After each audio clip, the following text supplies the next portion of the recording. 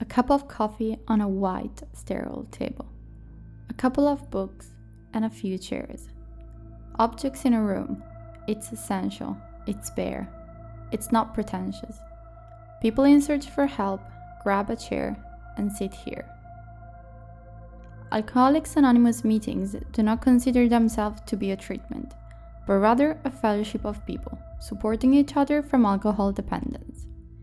AA groups are not led by professionals, but from individuals who are themselves recovering from alcoholism. AA had its beginnings in 1935 in Akron, Ohio, as the outcome of a meeting between Bill Wilson, New York stockbroker, and Dr. Bob, an Akron surgeon, both hopeless alcoholics. The regular meetings helped them to overcome their addiction and finally recover. During the first meeting, all members were wearing masks. Anonymity is key for AA members. Together, they created the nucleus of the first AA group. In the fall, a second group took shape, then a third one, then a fourth one, spreading all over the world. During meetings, a member can decide to talk or not to talk, to stand up and share their story or simply listen. Meetings can be open or closed, meaning when they're open to everyone or to members only. Commonly, meetings are hosted in churches, offices, libraries, or warehouses, and seating arrangements can vary from a circular disposition to an auditorium-like layout. The meeting is called to order by a volunteer chairperson, who reads the preamble and leads the group in serenity prayer. God, grant me the serenity to accept the things I cannot change, the courage to change the things I can, and the wisdom to know the difference. Who will be the first one to talk? A man begins. He sounds confident. He's been coming to meetings every day after work for a while. Coming to meetings, hearing others' struggles, has given him the strength to stay sober, but he is aware he could relapse in any moment. He hasn't told his family yet. He knows it is a long journey. One day after the other, one step at a time. Step 1. We admit we're powerless over alcohol, that our lives have become unmanageable. 2. We come to believe that a power greater than ourselves could restore us to sanity. There are 12 steps to recovery, 12 challenges to sobriety. Once he will tell his family, he will introduce them to his closest person at the meeting. It's a woman. She is his sponsor. She is sitting at the meeting right there next to him. She comes from a different background, yet it doesn't matter. In the meeting, it's an alcoholic talking to another alcoholic. It took her a long time to find the right meeting. Many took advantage of her, people who only pretended to help her. She was abused by the chairperson from her old group. She fell, she was lost, and she didn't know what to do, who to call. She is better now. She has found a safe group of people who helped her put a roof above her head. She's staying sober for her younger siblings. The person sitting across the room reminds her of the youngest. She's never seen that boy before. It must be his first meeting. It is indeed. He doesn't want to talk. He's feeling too shy, too embarrassed. He's always been the first one of his class.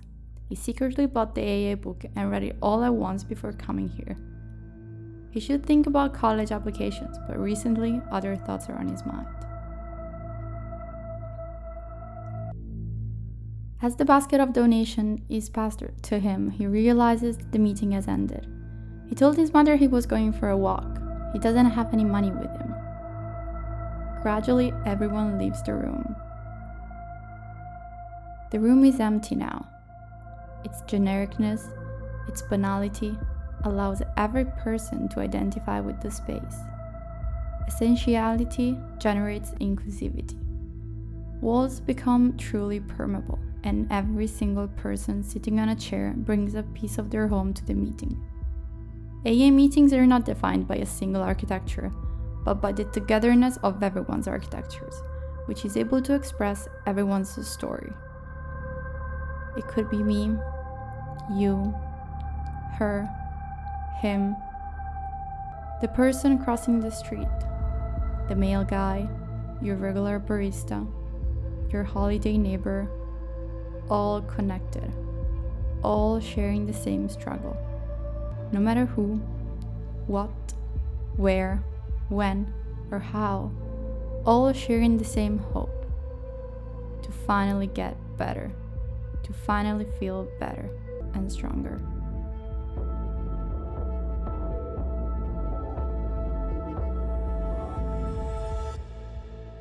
AA meetings are gathering spaces which allow people to help each other, to support each other. The beauty of these rooms lies in their genericness, because any room can host a meeting. Alcohol addiction is just one of the range of disorders encompassed in mental health issues. In 2020, mental health is still a taboo. People don't openly talk about it, and much less assume it is something they could ever be affected by. The fear of being socially judged stops people from searching for help. Mental health is not a one-time infection. It is a spectrum, a continuum that we all sit on. At one end is mental health, where we're striving, fulfilled, and at ease. In the middle reaches, people can be described as coping, surviving, or struggling. At the far end sits the range of mental illness. Most of us move back and forth along this line our entire lives.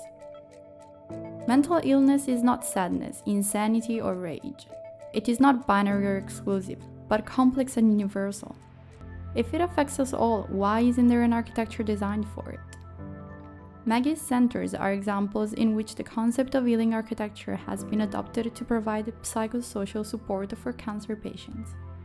Their motto is, "Everyone's home of cancer care." It is not intended as a replacement for conventional cancer therapy, but as a caring environment that can provide support, information, and advice. The founders, Maggie and Charles Jenks, believed in the ability of buildings and architecture to uplift people. However, these spaces are designed for cancer. What about the rest? My interest revolves around the architecture of healing and recovery, and the design of spaces that can contribute to the overcome of a series of mental health illnesses. The architecture of healing is based on 6 pillars: bioclimatic design, holistic sustainability, harmonizing spaces, building health, radiation, and sacred geometry. Due to the pandemic, everything was moved online, support groups included. On one side, this has encouraged a larger number of people to join. Being online, their identity was safely kept. People have always wondered, what would it be like had the opportunity to join? On the other, it has deprived them from the warmth and togetherness of the meetings in person.